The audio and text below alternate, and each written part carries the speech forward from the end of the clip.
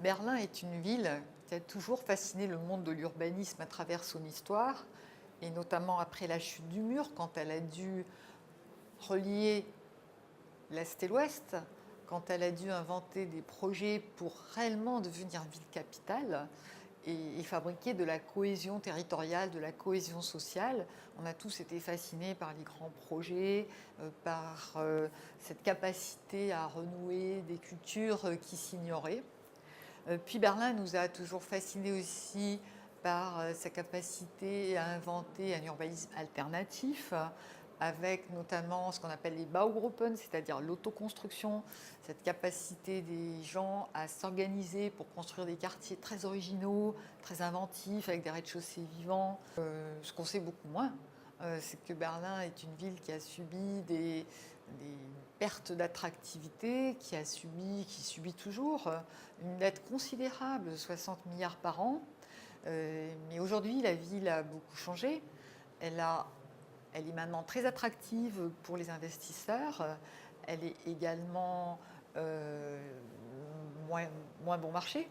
Elle a moins d'espace disponible dans le cœur de ville qui permettent à tous les créatifs d'inventer. Elle a surtout un nouveau pouvoir politique avec une alliance gauche-droite, extrême-gauche. Et pour une fois, l'urbanisme est passé sous la responsabilité d'une sénatrice d'extrême gauche, extrêmement pragmatique et très, très ambitieuse pour sa ville, qui veut lutter contre la gentrification, mais faire en sorte quand même que l'ADN de Berlin persiste. Donc faire place à des Baugruppen, faire place à des créatifs, recréer du logement social et surtout respecter la culture de l'Est, ce qui n'a pas beaucoup été le cas précédemment. Donc on est face à des défis européens considérables qui nous concernent tous. Il y a aussi cette inventivité pour accueillir les réfugiés dans des bonnes conditions, en fabriquant des projets mixant les réfugiés avec des artistes, avec des projets d'envergure comme la reconversion de l'aéroport de Tegel.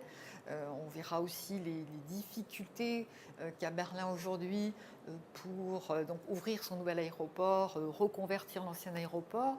Donc ça n'est pas qu'une histoire rose, mais c'est une histoire passionnante d'une ville qui est en permanence dans l'invention et l'improvisation, tout en ayant un fil conducteur assez clair sur le lien transport-urbanisme, sur la volonté donc de cohésion sociale qui est très très forte et sur voilà, cet accueil des créatifs. Donc voici ce que l'atelier Projet en Bain cherchera à montrer, analyser cette expérience in vivo qui est en train de changer très très rapidement et qui, à mon sens, peut être vraiment très très instructive pour l'ensemble des villes européennes et au-delà.